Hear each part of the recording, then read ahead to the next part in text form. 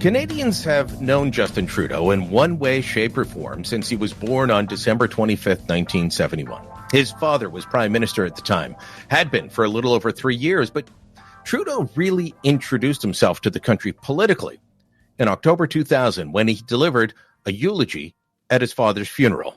The woods are lovely, dark and deep. He has kept his promises and earned his sleep. Should them above.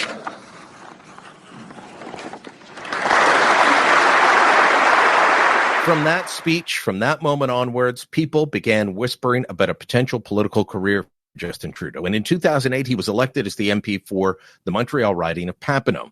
He didn't exactly set the world on fire as a backbench MP, but in March 2012, something else happened. He won a boxing match against Conservative Senator Patrick Brazeau that helped launch his leadership bid, which led to him becoming Prime Minister in 2015. Gentlemen, together please.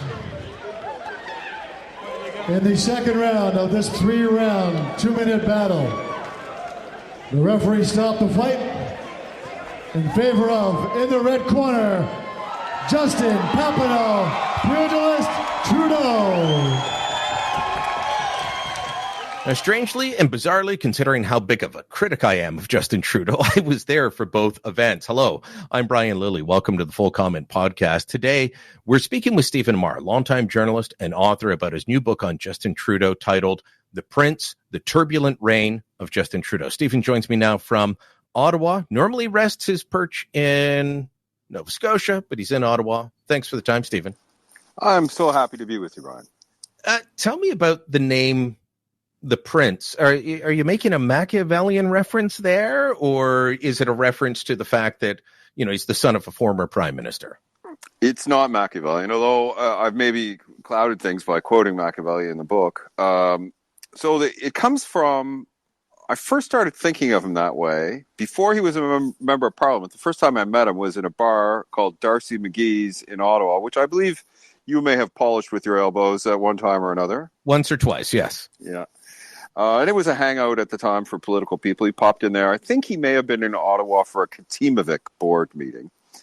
And he was with his friend Gerald Butts, who's a Cape Bretoner. And I said, oh, geez, that's Justin Trudeau. I'm a reporter. I should go talk to him. And I had a pleasant chat with him and was impressed by how friendly and open he was. And we had a pleasant beer together. And at one point, we were talking politics, and I started to talk about prime ministers. And I mentioned his father in passing, you know, and of course Trudeau did this.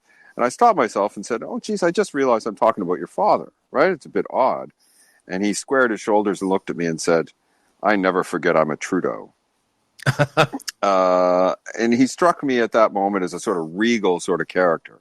And I thought, this person is different from most of the people that I meet. So over the years, I kind of thought of him as a prince. I used it as a sort of frame to analyze his subsequent behavior.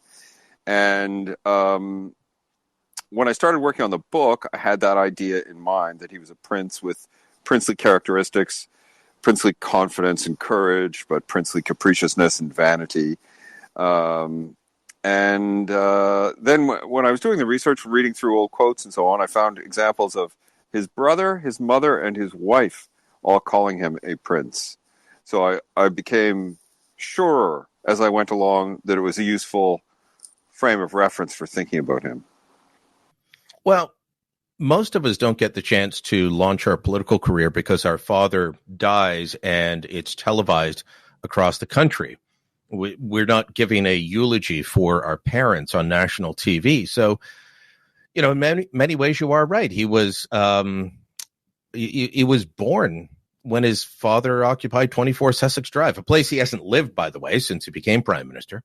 That's another story that maybe we'll get into. But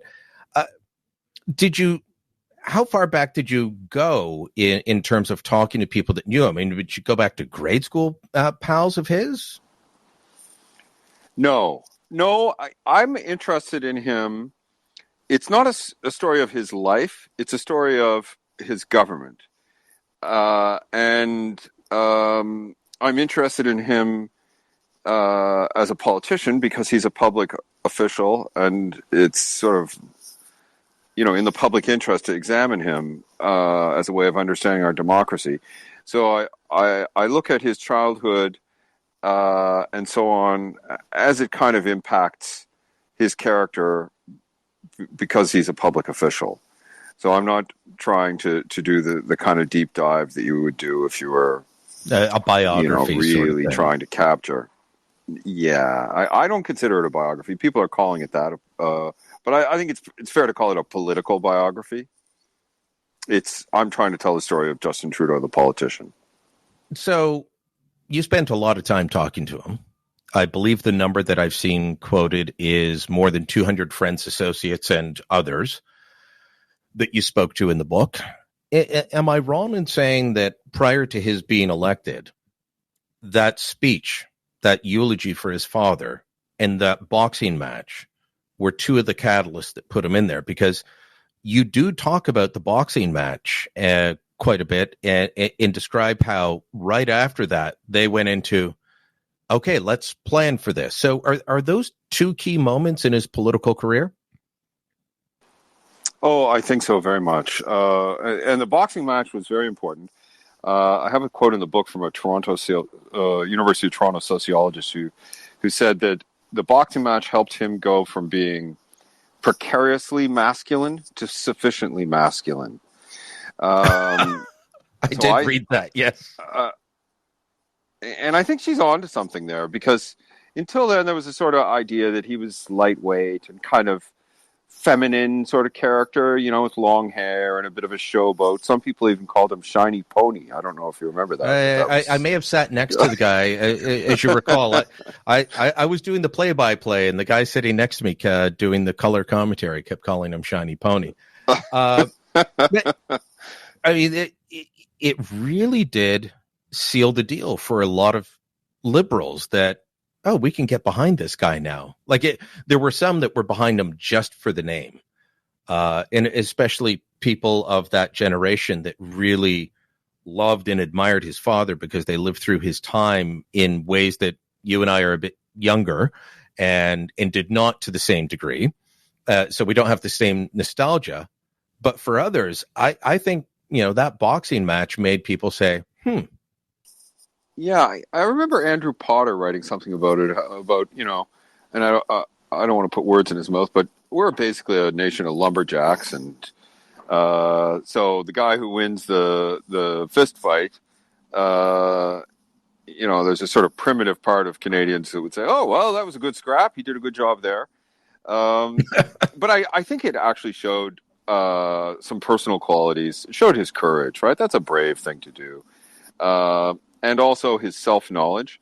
He told me when I interviewed him for the book that he knew all along he was going to win. He was well-trained. Likely his trainers would have indicated that he would have a good chance against this guy. Brazo might have been a good karate fighter, but they weren't having a karate fight. They were having a boxing match. And Brazo was also smoking a pack or two a day back then. Yeah, which I think is... He must be disappointed in that, but although I've spoken to Brazo a number of times about the fight, and he thinks it was a positive thing for him, although he had troubles in his personal life later, he doesn't think that really had anything to do with it, and he was pleased that they raised money for a charity dear to his heart, cancer, which... It's a weird thing, and I'm going to tell a story that I haven't told people. I don't think I've told this in a public forum before, but, if Justin Trudeau's boxing match is responsible in part for him being prime minister, then I'm responsible in part for Justin Trudeau being prime minister, because this was a sleepy charity event that had been going on in Ottawa for years. And back when the Sun News Network was still going and I was a host, I'm sitting in the makeup chair one day, and Stefania Capavia, who cut Trudeau's hair, cut my hair, did the makeup, did Patrick Brazo's hair. And he had told her he's doing this boxing match and he's having trouble finding someone to fight, but he wanted to raise money for cancer. And she said, oh, I know a guy, and introduced him to Trudeau. So she tells me that she set this up. I hear about it. I walk into Corey Tonight's office, who was the VP at Quebecor in charge of Sun News. And I said, Justin Trudeau is going to box Patrick Brazeau. And he jumped up and he said, we'll broadcast it like it's the moon landing. And we put it on national TV. It was our highest rated event ever. But, it was weeks and weeks leading up to it of people in print, on radio and TV talking about it. It was a real turning point for Trudeau. It was hugely important. And it shows something about the guy, I think, that, he believes in himself. And in the book, I have a quote from a former cabinet minister who will remain nameless, who said, if we all had his self-confidence, it's like a superpower. Goodness knows what we could accomplish. And I believe that self-confidence that he has comes from his very unusual childhood and his experience of life. So he is a separate sort of person, a different person than most of the people we've met in our lives.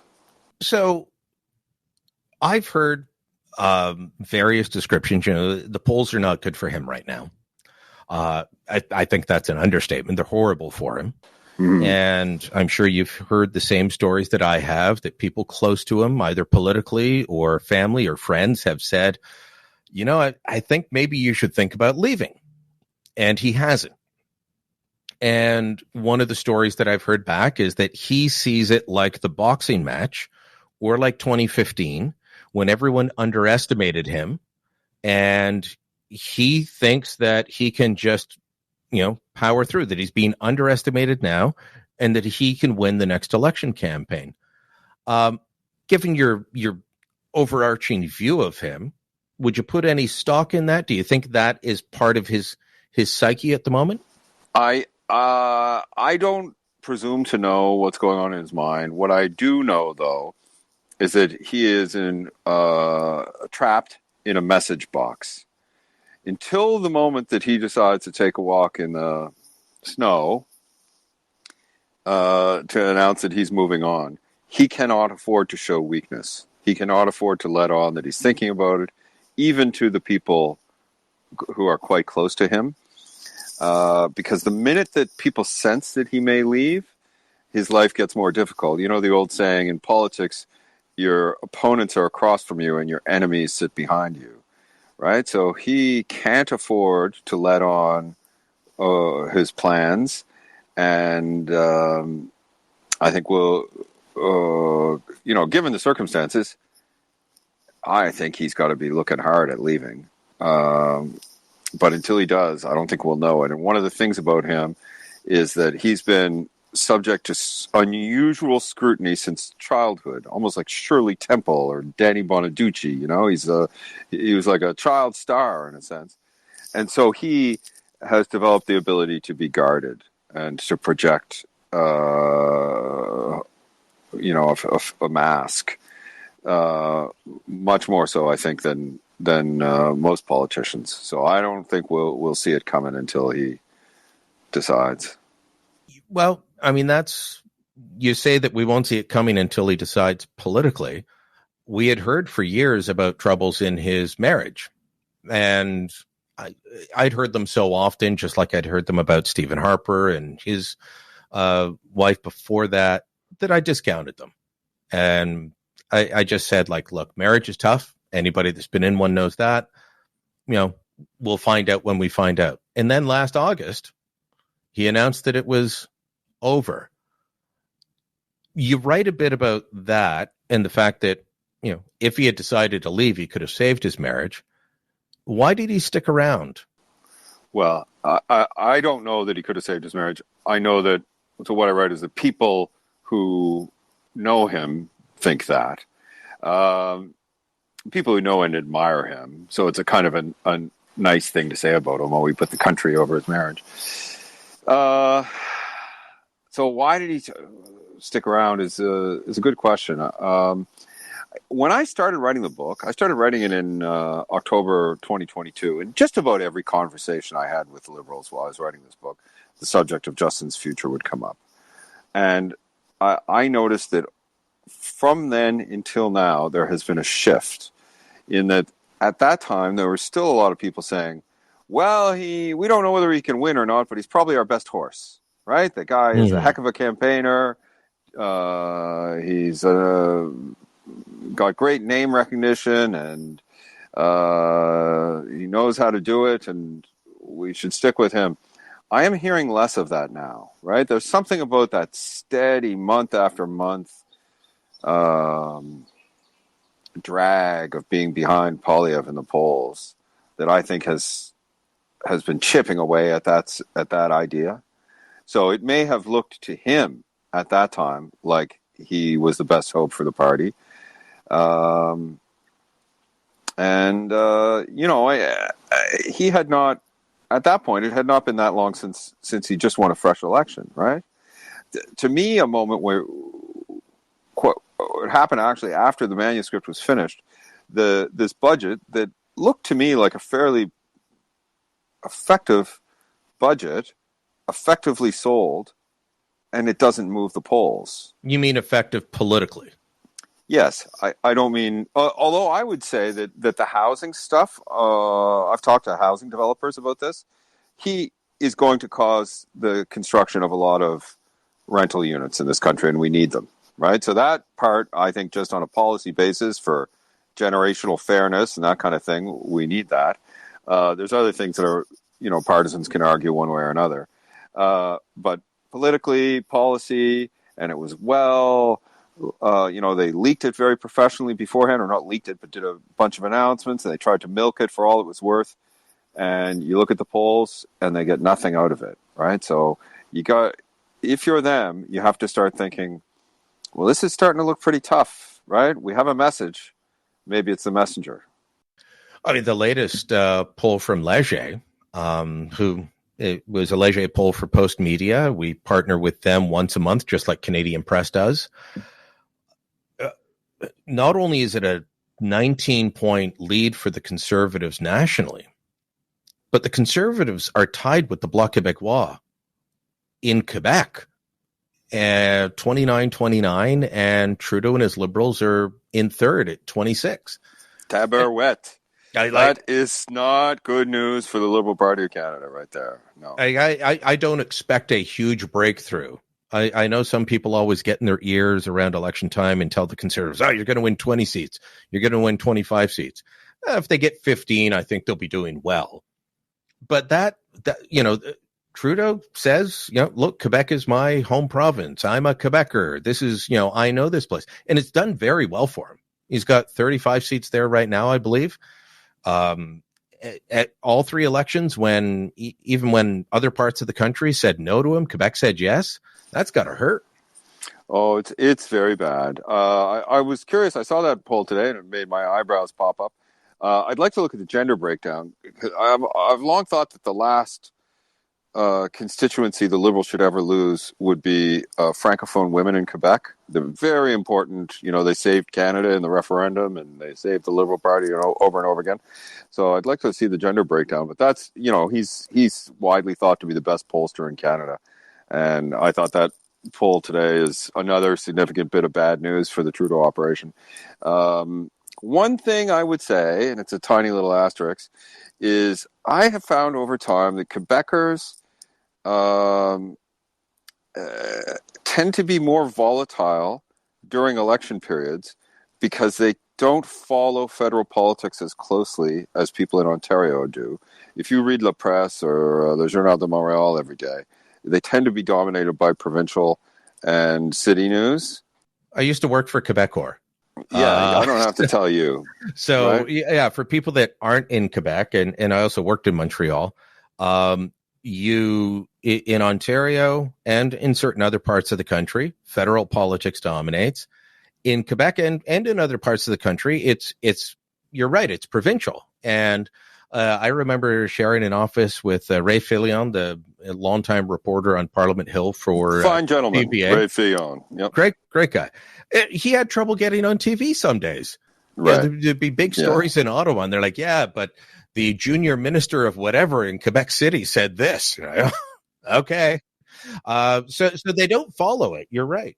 And so that means that between election polls in Quebec are a little less, I'm not saying it's not significant, but that really came into focus for me during the Orange Wave in 2011, when suddenly Quebecers said, "Wait, who's this Jack Layton guy?" And all decided en masse, "Oh, let's go with him." These kind of swings can happen in Quebec because they're not paying attention the rest of the time. That's my theory, anyway. If you had to guess right now, if an election were held now, what would you say? Right now, what the polls say, a Poilievre majority. But I think he is as yet untested, right? Until you see someone in a federal race, you look at, I don't know if you saw the Nanos poll a while ago that found that people have sort of mixed feelings about him. And we're going to have to see. I mean, you and I both know that personally he could not be any nicer, but he has a reputation as kind of a ferocious character, and we'll have to see if Canadians like that when they see it in an election campaign, when they're paying attention. So I've got 3 rules about Canadian politics. Voters are fickle, polls can change, campaigns matter. Justin Trudeau won government last time, just like he did in 2019, by not winning the popular vote, but he won in the right places. So he got more seats than the Conservatives with just 32.6% of the vote. Do you see a way? And I never count out the Liberals, and I agree with you that Trudeau is a strong campaigner. He won last time by scaring suburban mothers in the Greater Toronto area suburbs and in the Greater Vancouver area suburbs. He scared suburban mothers that if you vote Conservative, look at what's happening in Alberta, your kid's going to get COVID and die. That was a big part of it. So do you see a way that he could scrounge back to 32 over the next year and a bit? I find it hard to imagine that. And I would say that election, I agree with you that was the sort of winning message. But I would say that divisions on the Conservative side made it difficult for O'Toole to take the kind of position on COVID that he wanted to take. And those divisions will not be present, I don't believe, in the next election. I think Poilievre has the caucus behind him in a way that O'Toole did not. Yeah, I think you're right on that. And so I think that they will be stronger and more formidable. It's hard to imagine an issue that would cleave the country in the same way that the Liberals were able to cleave it in 2021 with mandates. I remember Nick Couval saying to me, well, 40% of people in Ontario are in favor of mandates. So there's your election right there. That's what the Liberals were looking at, the same polls, right? Yep. But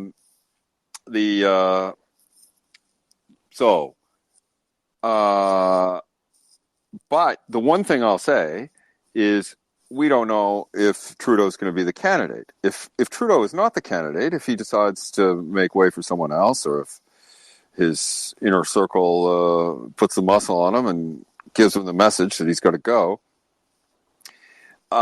things could change. Because right now, I think the next election would be a referendum on Justin Trudeau. And if he's no longer there, the Conservatives would need to find a new ballot question. And the Liberals might be able to put more scrutiny on Poilievre, right? So it's. I'm not saying that it would that would allow the Liberals to save their bacon, but it just becomes less predictable. I think the current Conservatives now have an excellent plan for how to defeat Justin Trudeau, and he's got so much baggage that he personifies that another candidate might not carry all that baggage. All right, we got to take a quick break. When we come back, I want to ask you about where Trudeau fits in the Liberal sphere of things, but also you've got some interesting insights on a few incidents that happened, including blackface and how that went down.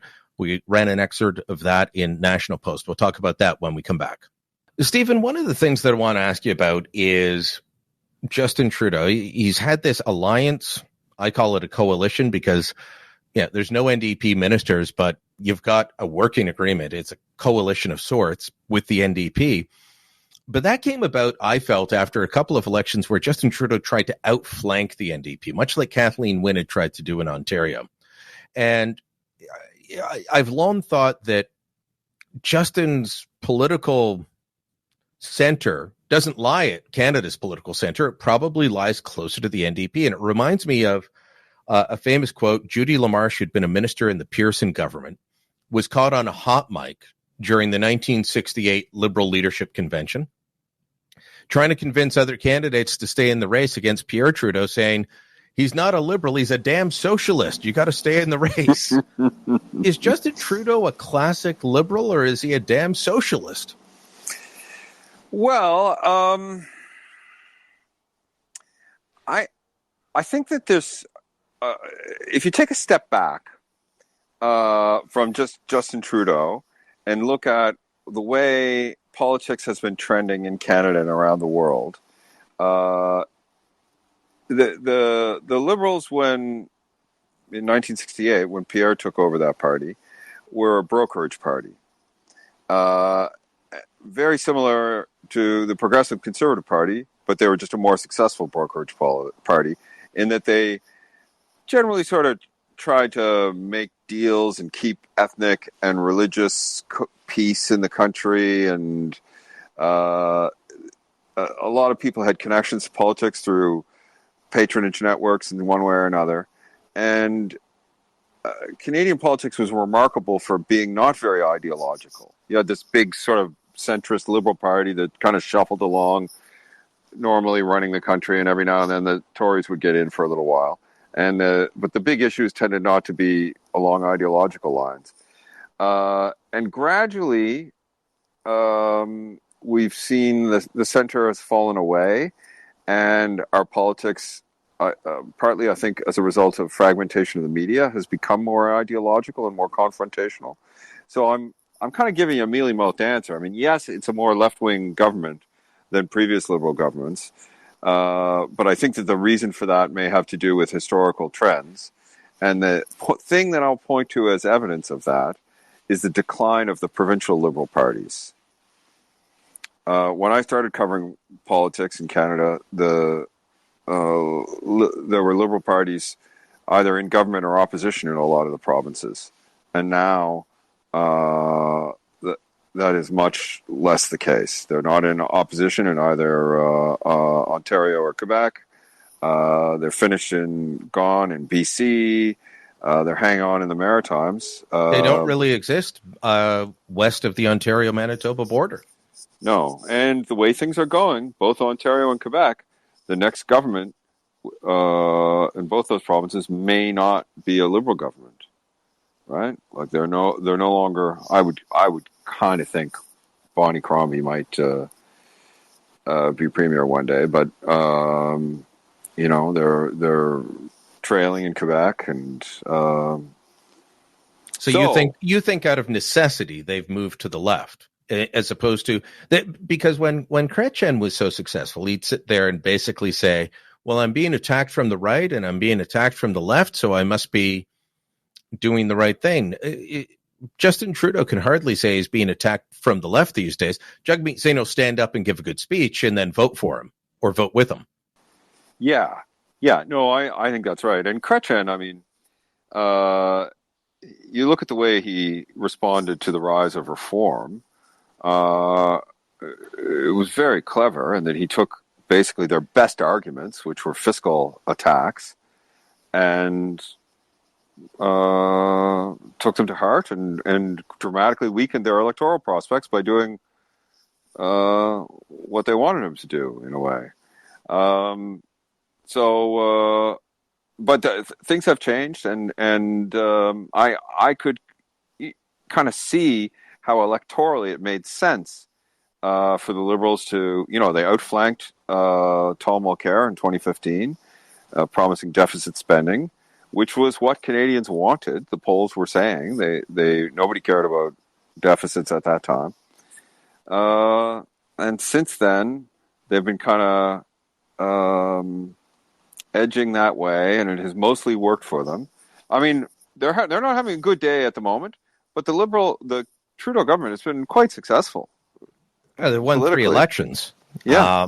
So I will regularly have conservative supporters more than conservative elected officials. They'll just say, "Oh, well, Trudeau's dumb," and I say, "Well, he's won 3 elections against the guys that you support. So you've got to have a better argument than that."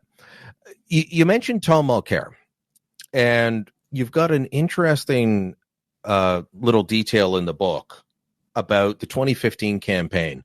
And I've long thought that the NECAB decision in September 2015 was a TSN turning point, as they might say. Mm-hmm. This was a major shift. To me, it wasn't just the deficit spending. A court ruling came out that said you could swear your oath of citizenship while having your face covered by a niqab. Stephen Harper came out and said, "We form government, we're going to appeal this." Tom Mulcair came out and said, "This is wrong. The court took the right decision. The Harper government's wrong." Justin Trudeau had the same exact position as Tom Mulcair.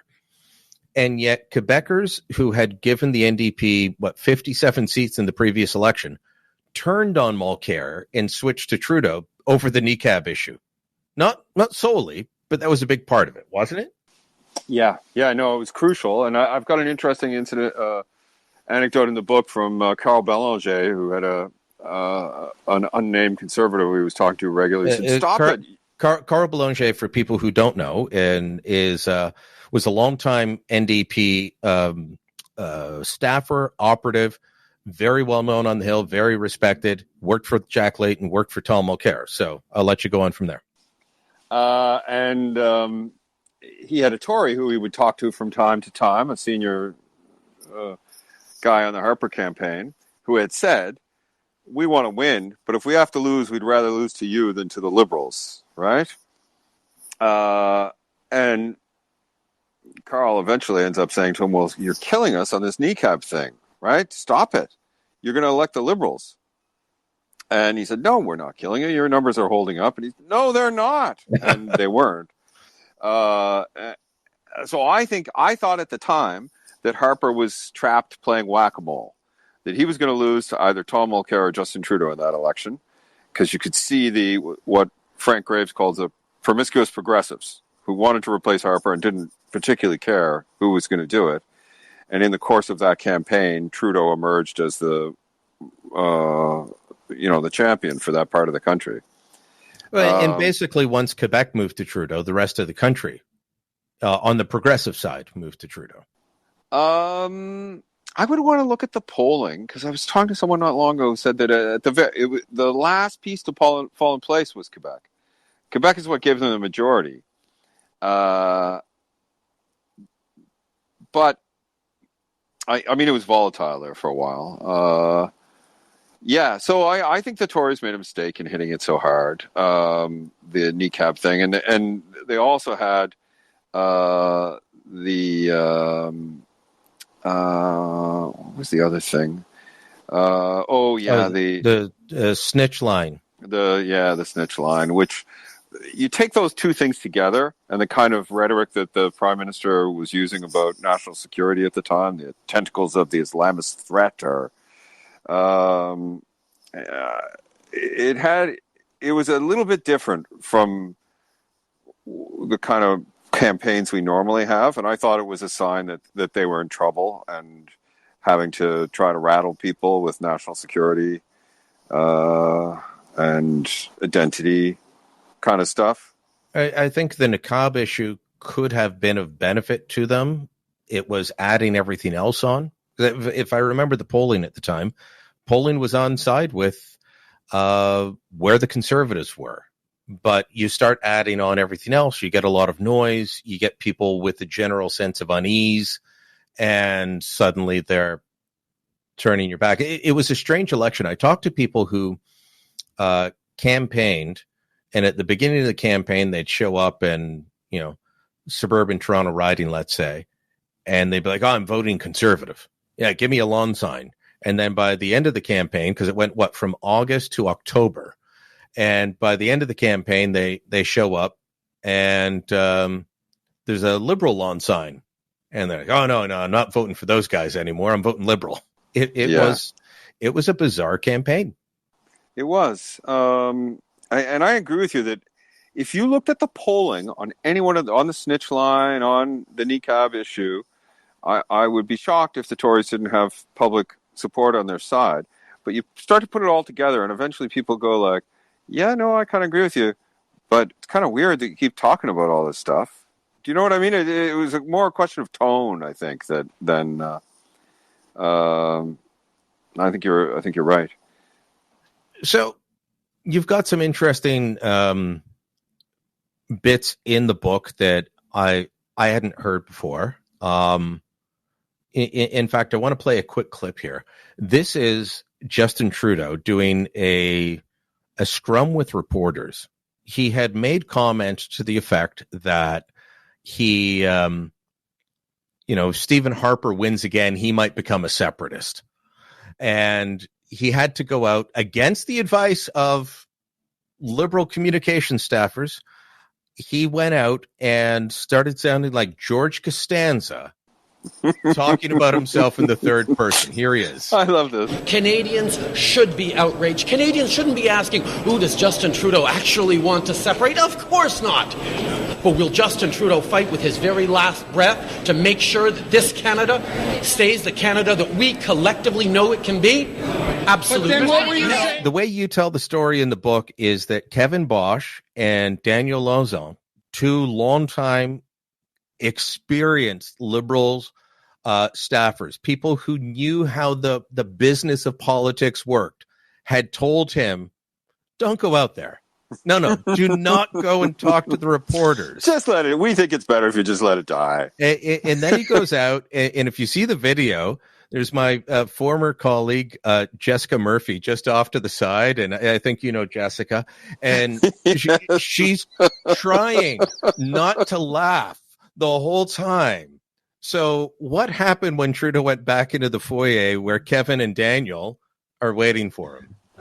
So he goes back in and he looks at them and he says, well, I guess that didn't go very well, did it? And Bosch says, didn't you used to be a drama teacher? And Trudeau said, yes, not a very good one. So, and this is actually something that I learned as I was researching the book. Early on, he was accident prone. He would make dumb quips from time to time. He'd call Peter Kent a piece of shit in the House of Commons. Although I actually think that was worked for him and was smart in a way. As unpleasant as it was for Mr. Kent, who I don't know about you, but I had a lot of respect for the way he conducted himself usually. But he'd taken a cheap shot at Megan Leslie, at my Halifax MP. Oh, you East Coasters, you stick together. Well, she's a very nice person. He shouldn't have said something mean about her. Anyway, but when he messed up, when he would say something, a lot of times he would go to his team. The interview would finish and he'd say, I shouldn't have said that, should I? And they'd say, no, here's what you should have said. I'd say, oh, shit, do I? Well, we'll work it out. So he kept making mistakes, but when he did, he would apologize. And he kept, this is one of the things that's I found impressive, is that he kept working on himself, improving his message discipline, and did that kind of painful work of watching tapes of himself and being critiqued. And when I first met him, he was just a backbencher who wanted to talk to me because I was with CJD in Montreal and News Talk 1010 in Toronto. So he saw me and he's like, oh, local reporter. Much like you did to him, I'm a journalist, I should go talk to him. He came to me because he's like, oh, that guy works for the local radio station, I should talk to him. He wasn't really the guy that we see now. So you say he put a lot of work into it. Yeah, well, his natural speaking style is very different from the style that he has now. It's much breathier, much faster, sort of more emotional. What you see now, and and I'm not sure that the result is entirely successful because he often sounds, sometimes it sounds like he's sort of imitating a Mulroney baritone, which people were sick of when Mulroney was doing it by the end. You know what I mean? It can sound kind of phony, but it's very different from the sort of excited, emotional old Justin. So I give him credit. I mean, just as a person who did all this work to get better at something that, strangely enough, considering how he used to make his living, he was not that good at. I always thought he was a good motivational speaker, a good public speaker. I'll be honest, I wished he'd stayed doing that job because I'm not fond of many of his policies. But I will give him credit for, as you say, putting in the work and changing. One thing he's taken a lot of flack for over the years are expensive vacations. The Prospect Estate in Jamaica, you write about. The Corinthia Hotel in London, which, it was $7,000 a night that cost. I should have put that in the book. I think I missed that one. He's had a lot of these. But you've got a part in the book that it's kind of weird. How does Justin Trudeau going to Prospect Estate, which is, I think, $9,000 a night? I might be wrong. But it's thousands and thousands of dollars a night to stay there. What does it have to do with diapers? Right. So he first went there when he was in diapers. While he was small, his mother was desperate for a vacation. And Pierre, being a workaholic, didn't like to take vacations. And she had convinced him that they would have a getaway at the Jamaica Inn in Ocho Rios. It's kind of weird that he didn't like vacations. He met her on vacation. Well, the story I heard is he saw her on a beach while, his dad, who was in government with Pierre, they were all vacationing at the same spot, and he's like, who's that young woman in a bikini? Yeah. Not to sound creepy, but that's literally what happened. Yes. And Diefenbaker said the Prime Minister had a choice. He could have married her or adopted her, referring to the age difference. All right. So she's desperate for a vacation, wants to go to this place in Ocho Rios in Jamaica. And what happened? And she calls down and says, well, I just want to make sure that you have a diaper service because I'm going to be coming with my little newborn or my child. And they say, oh, goodness, ma'am, we don't have diapers here because we don't allow babies at this resort. And she was crushed and afraid that if she told Pierre, he would just say, well, I guess we'll stay in Ottawa then. So she had the High Commission in Kingston nose around, and they said, well, there's this other place, Prospect Estate.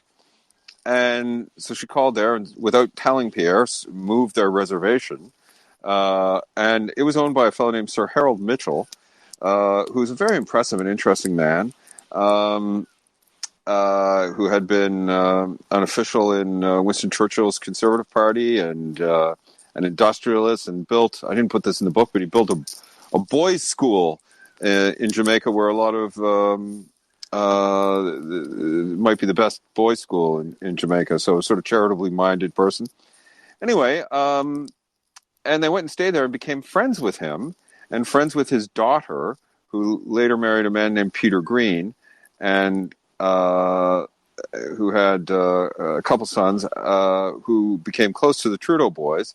And so they would go there quite often, and there would be 5 of them, a little tribe of boys running around. You probably know what that's like from your own family. And so it's a place with really special and happy memories. Trudeau planted a royal palm there. I put a picture in the book that I got from the National Archives in Jamaica of Pierre holding him on a coconut tree. So, as I sort of contemplated this, I thought, well, no wonder he wants to go there and share that experience with his kids, right? It's marvelous. It looks like a beautiful place. But the public doesn't know that. And much like his trip to the Aga Khan Island that you write about, the public doesn't know things, and then they get annoyed. His staff told him, don't take this trip to the Aga Khan's Island, or at least those closest to him, like Katie Telford and Jerry Butts. He ends up coming across, instead of coming across as someone that wants to go back to somewhere he's been going his whole life, he comes across as entitled. He comes across as out of touch. And who the hell is this guy? So does he get that he comes across as an entitled, out of touch, aloof elite? What he said to me, so when I interviewed him for the book, and I only had one interview, I went into it not planning on grilling him or getting into arguments with him about SNC-Lavalin, or I didn't think that would be productive because I wanted to get his thoughts on a number of different things. You don't get a good interview like that, despite what people think. Yeah, during an election campaign on TV, it might be good, but if that's not the way to, I wanted to fill in some gaps for the book. Tell me about this, tell me about that. And I was impressed, Brian, I'll tell you, you and I have both done a lot of interviews. He understood why I was there, and I think he did his best to make it a productive meeting for both of us, if you know what I mean. Like, it was a thing where you go, yeah, the guy knows what he's doing. You know what I mean? He's trying to help me here, he's taking an hour of his time, and he's trying to give me some quotes for my book. But the one thing that I said to him is, I talked to him, asked him about that story, and then I said, okay, well, I should tell you, I'm not trying to argue with you, but I thought that was a mistake, and I'm likely going to write that. And he said, yeah, okay, fair enough. He thought about it for a minute, and he said, he talked about his kids, how hard it is for him to have time with his kids in his job, and said it's an impossible thing it's an impossible balance. So he feels torn, I think, between his responsibilities to his family and his responsibilities to the country. I still think it's a mistake, but look, if you're going to do it, at least try and explain the context to people. Yeah. Well, and they told him before the Aga Khan thing, like, okay, if you're really going to do this, then we better have a plan for explaining it. Now, thank goodness for our friends Chris Selly and David Aiken that they didn't, because the boys got a pretty good scoop out of it, didn't they? Yeah. Tell me about the blackface story. That's the excerpt that we ran in National Post. Walk us through how that happened. I remember hearing during the day before the story broke. I don't know about you, but the way the media business works, you start hearing chatter. Oh, somebody's got something. Something big's coming. Then you hear about the blackface story. Oh, there's more pictures. And he still hasn't spoken. So I guess it was Time Magazine broke it, and then there was claims that there were going to be more. So they released a different picture, and then Global comes out with a third photo that wasn't the one that they released. I think they released the second one thinking that's the one Global must have. That had to be incredibly difficult. So how did he and his team deal with that? It was an incredibly stressful thing for Trudeau and his people. It broke while he was campaigning in my hometown of Truro, Nova Scotia, where what should be, in normal circumstances, a Tory seat, but they had a good candidate there, a former provincial MLA, Lenore Zann, and Trudeau had gone in to try to get her over the finish line. And she told me, and several other people who were at the rally told me, that he seemed a little bit extra frenetic, extra energetic, and a bit weird, almost, like really hyper.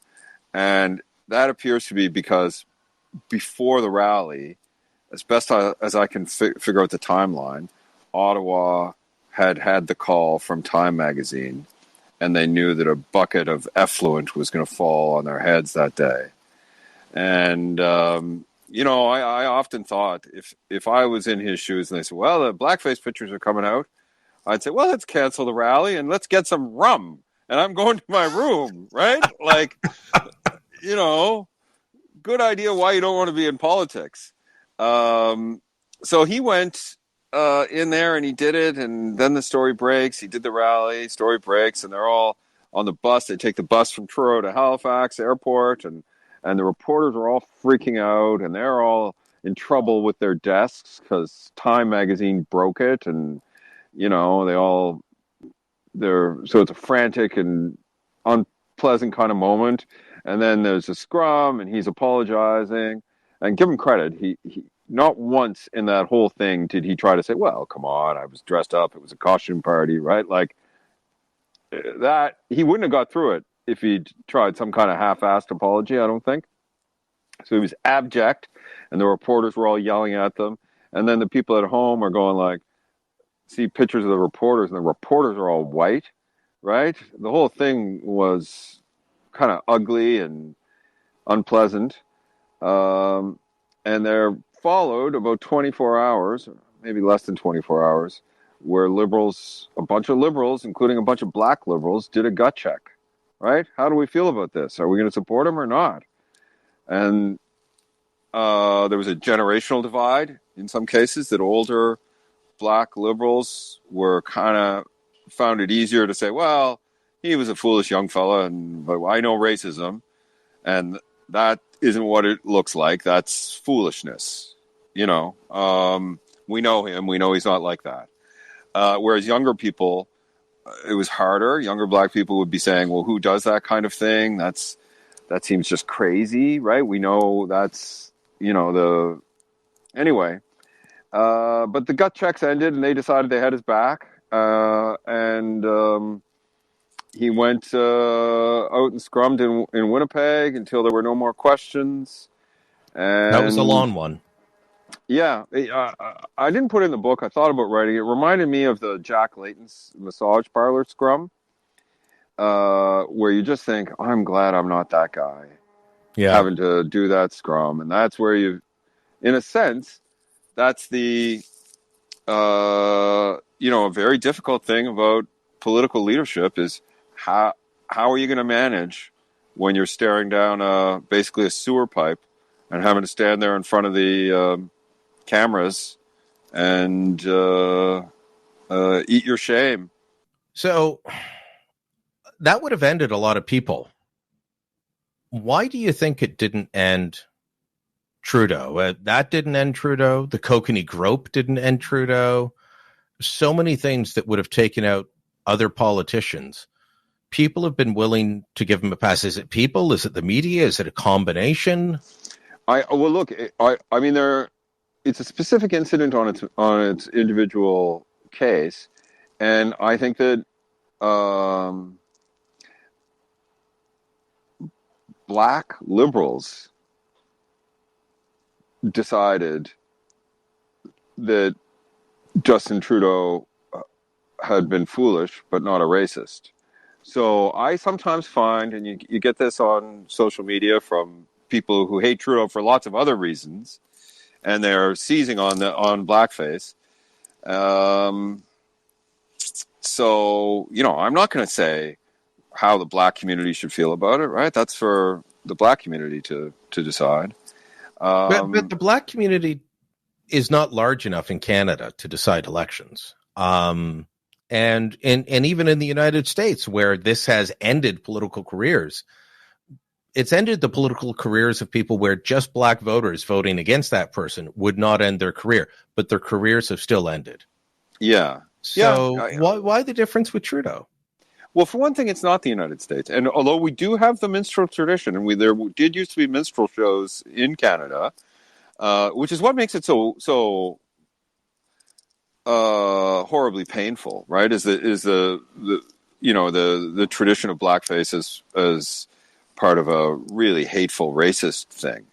But I don't know anybody who thinks that Trudeau was particularly trying to denigrate the black community by doing what he did. He was he really likes dressing up, right? And as a young man, he was constantly wearing costumes of one sort or another. So I think that part as of a less than young man, he wore a lot of costumes. Ask him about India 2018. I know. I think they still have to stop him. Likely. Well, Prime Minister, maybe not this time.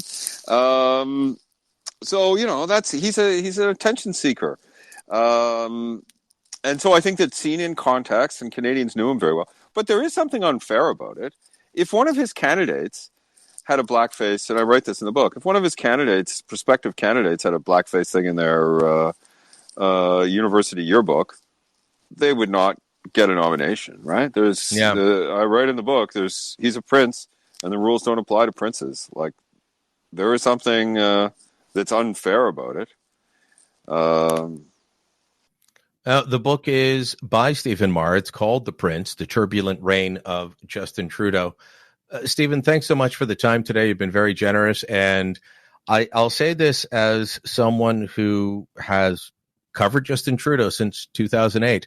I learned things from reading your book. So I'd encourage others that want to learn more to do the same. Thanks so much.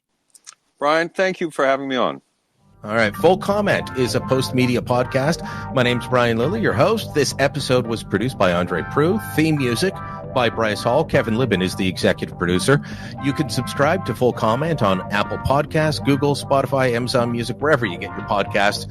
Help us out by giving us a rating, leaving a review, and tell your friends about us. Thanks for listening. Until next time, I'm Brian Lilly.